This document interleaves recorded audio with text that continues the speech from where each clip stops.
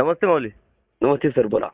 आज दिनांक 5 जूनला आपण आमरण उपोषणाचा इशारा दिला होता, परंतु सलग सुट्ट्याच्या कारणास्तव आपण 5 ऐवजी 9 तारीख ठरवली. हो, बरोबर. परंतु आज आपण काहीतरी म्हणजे ठरवलं होतं की पत्रकारांना बोलावून वगैरे काहीतरी एक पत्रकार परिषद घेऊन सरकारला अल्टिमेटम द्यायचा. हो, तर अल्टिमेटम कदाचित तुमची पत्रकार परिषद झाली असेल. झालेली आहे. पत्रकार परिषद झालेली आहे. झालेली आहे त्या का? संदर्भात बाईट पण आता तुम्हाला मिळेल, काय अडचण नाही. अच्छा अच्छा, ठीक आहे. नेमकं आज जिल्हाधिकारी कार्यालयावर गेल्यानंतर आपले आणि आयुक्त किंवा जिल्हाधिकारी यांचं काही बोलणं वगैरे झालंय का?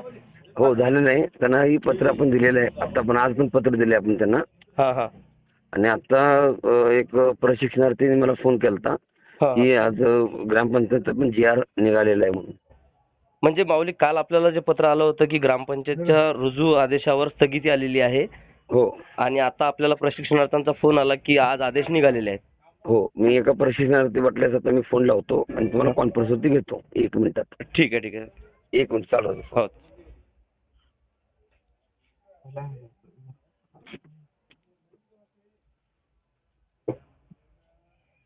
आपण ज्या व्यक्तीशी बोलत आहात त्यांनी आपला कॉल होल्ड वर ठेवला आहे.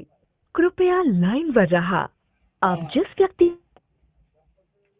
हॅलो. हॅलो दादा, हा, नमस्ते. बोला की बाबा.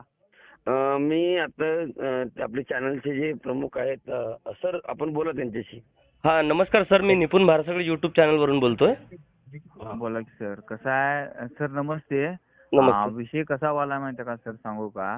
हा प्रशिक्षणार्थ्यांनी म्हणजे जॉईनिंग जेवढ्या लवकर भेटेल तेवढ्या लवकर आपले हे होईल ना. नाही, काल जसं पत्र आलं होतं आता तुम्हाला GR महाराज काय निघाले का ते सांगा. हा, ग्रामपंचायतचं आता मगाशी GR म्हणजे फेटाळण्यात आला आणि परत GR नवीन आलेला आहे. त्याच्याविषयी तुम्हाला मी थोड्या वेळात म्हणजे GR पाठवतो. नक्कीच GR सुद्धा नक्कीच पाठवा. पाठवतो. आणि बाबांनी जे काल म्हणजे जे स्थगितीचं पत्र सर्वांच्या ग्रुपवरती टाकलं होतं, हा, त्या पत्राला म्हणजे आपण महाराजांनी अल्टिमेटम दिल्यानुसार, इशारा दिल्यानुसार आज सांगली जिल्ह्यातून ग्रामपंचायतची म्हणजे जॉईनिंग साठी पत्र आलेलं आहे, असं तुमचं म्हणणं आहे ना? होय होय सर. हे सर्व बाबाच्या अल्टिमेटममुळे किंवा बाबाच्या परिश्रमामुळे हे घडून आलं. त्याबद्दल सांगली जिल्ह्याच्या वतीने आपण आपलं मत व्यक्त करावं अशी मी विनंती करतो.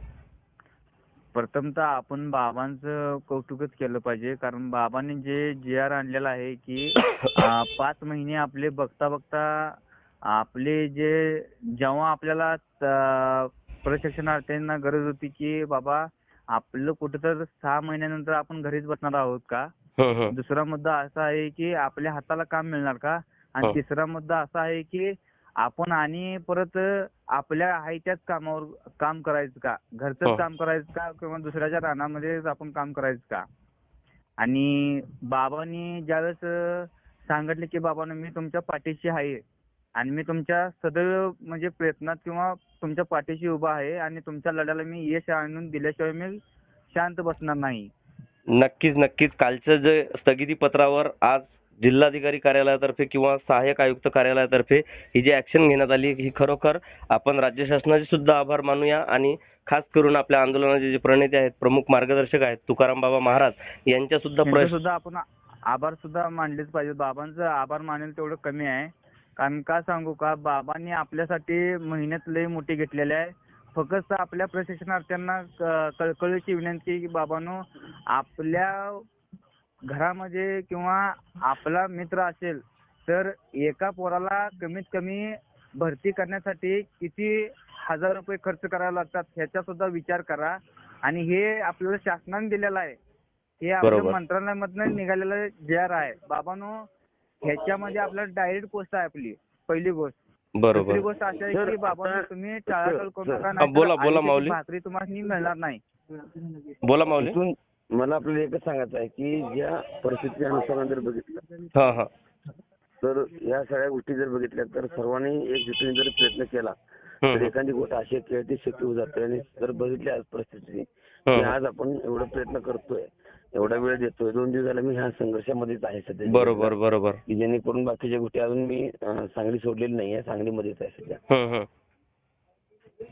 नक्कीच माऊली, उद्या उद्या अकोला जिल्ह्यात सुद्धा एक भव्य दिव्य असा मोर्चा, सरकारचं लक्ष वेधण्यासाठी मोर्चा आयोजित केलेला आहे. ताकद लावणं गरजेचं आहे आणि सर्वांनी त्याला सहभागी होणं गरजेचं आहे. जर सगळ्यांनी एक बाबा जीवन निपुल सर, बाबा आणि हा. निपुल सर, कारण आता हे 5 महिने आपलं बघता जाणार आहेत. कारण पुढला आपला अजून म्हणजे पावसाळी अधिवेशन आहे.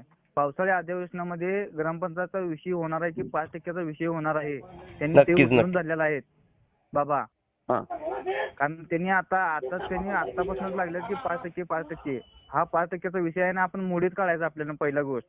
आणि आपल्याला सरसकट जेवढे 1,34,000 आहेत ना, तेवढ्या सगळ्यांना हे जॉईनिंग भेटलं पाहिजे आणि यांना परमनंट जॉब भेटला पाहिजे. नक्कीच बाबाच्या प्रयत्नातून हे कारण सर्व आता आंदोलन आपल्याला आपण कसं उभं होणार सर करूया. सांगू का? हा. आता आपल्या काही जणांचं वय होऊन चाललेलं आहे. कारण आपण एक तर मागणी अशी करायची की बाबांनो आम्हाला परमनंट जॉब द्या, नक्कीच. नाहीतर मग आम्हाला रोजगारावर ठेवू नका. रोजगारावर ठेवलं नाही मग आपलं मानधन वाढणार नाही.